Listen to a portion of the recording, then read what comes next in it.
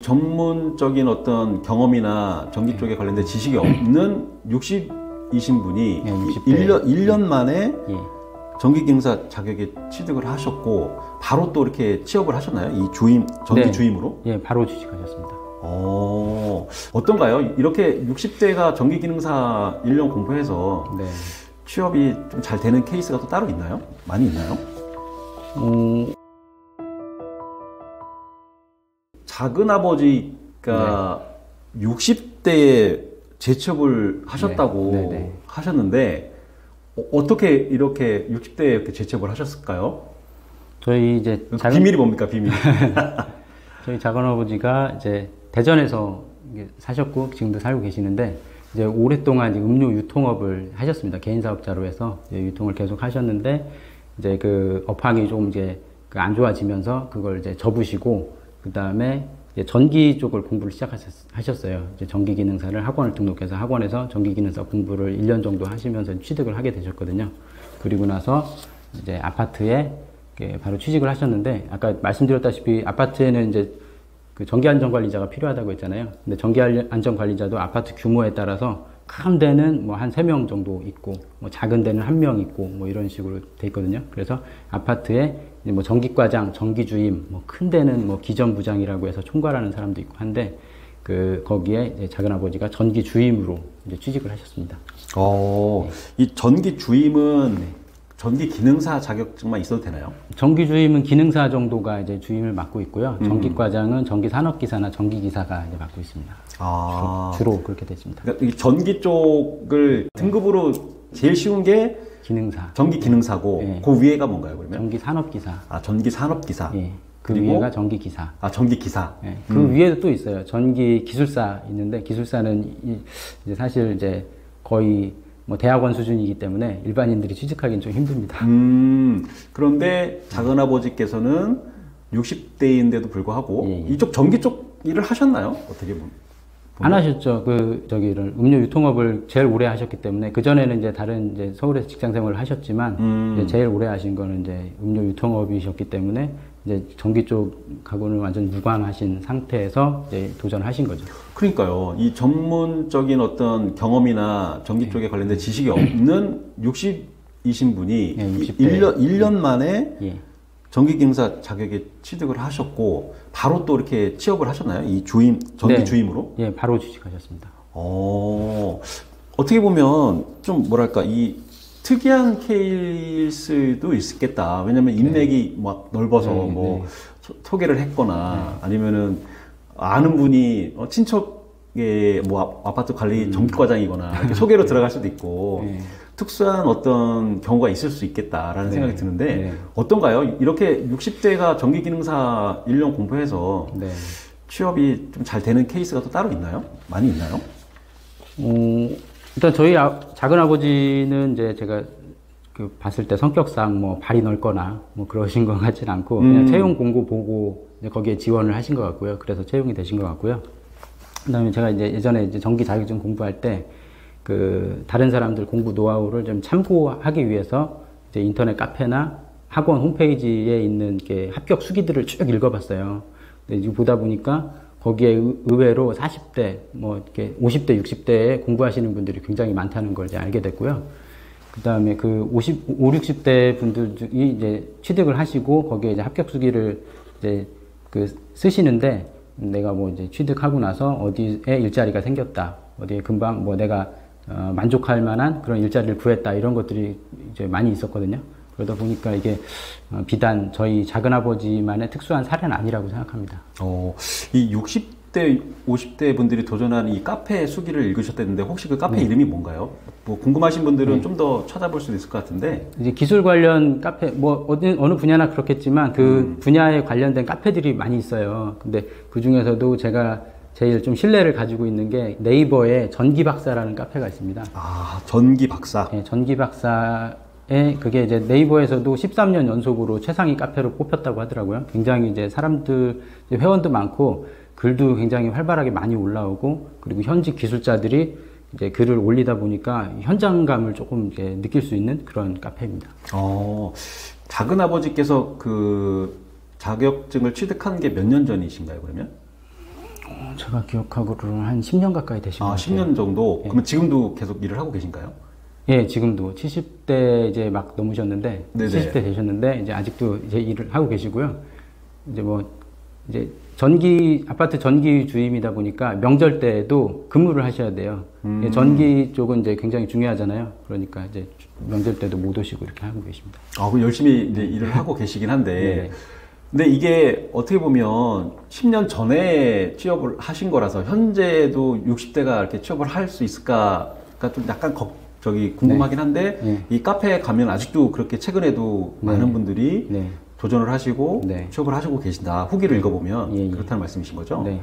현실적으로 나이 때문에 자격증을 취득해서 취업하기가 쉽지만은 않은 것 같아요. 근데 제가 올린 그 자격증 취득과 관련된 영상이 있었거든요. 거기에 달린 댓글들이 물론 힘들다는 댓글도 있었지만 정말 여기 보이는 것처럼 여기 그러니까 58세 정기기사 합격하고 시설관리 4년 근무하니까 일자리가 널려 있습니다. 그리고 67세인데도 현재 근무 중이고 오라는 곳이 많다고 합니다. 라는 분도 있고, 그리고 은행 퇴직자입니다.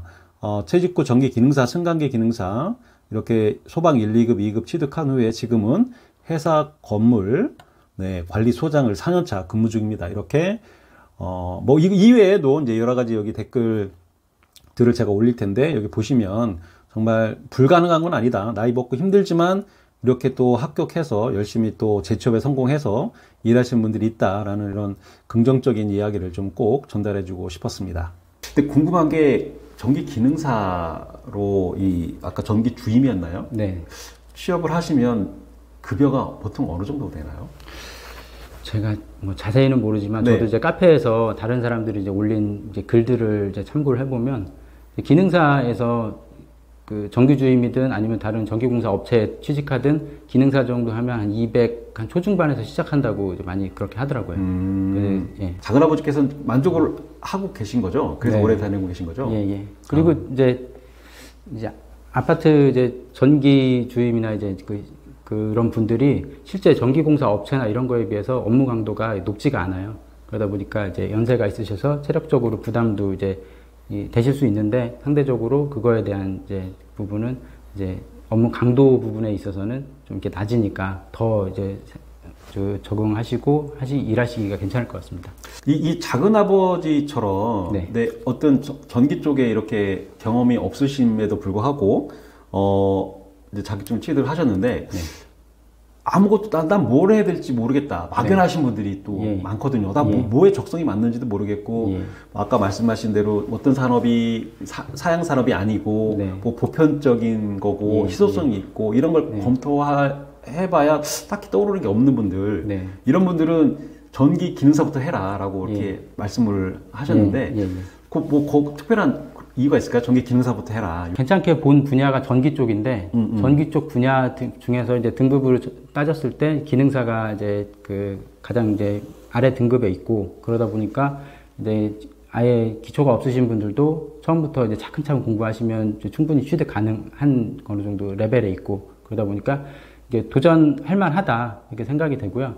그 다음에 이걸 취득했을 때 이게 수요가 많이 있으니까 좀 이제 안정적인 그 자격증이라고 생각을 하고 그래서 만약에 내가 지금 딱히 뭘 해야 될지 모르겠다 그러신 분들은 그 시간을 그냥 허투루 흘려 보내시지 말고 그냥 차라리 전기 기능사라도 공부를 해서 따놓으면 이게 약간 보험 같은 역할을 하거든요.